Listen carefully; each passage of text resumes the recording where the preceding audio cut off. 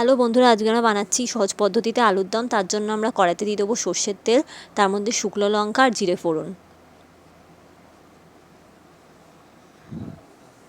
এরপরে আমরা এতে দিয়ে দেবো আগে থেকে পেস্ট করে রাখা টমেটো আর আদা।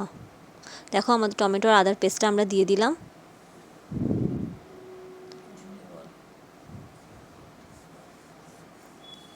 এরপরে আমরা এতে দিয়ে দিচ্ছি কাঁচা লঙ্কা। এরপরে আমরা এতে দিচ্ছি আন্দাজ মতো হলুদ।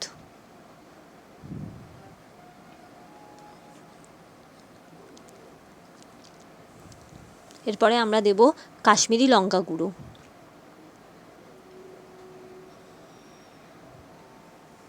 এরপরে আমরা দিচ্ছি গরম মশলা। এরপর আমরা দেব লঙ্কা গুঁড়ো। সবটাই আন্দাজ মতো দিতে হবে। এরপর আমরা এতে দিয়ে দেবো চিনি আর নুন।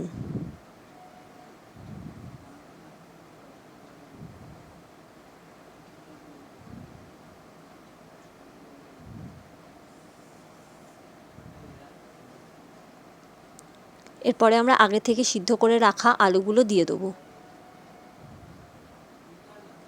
এরপর এটাকে খানিকক্ষণ কষিয়ে নিতে হবে।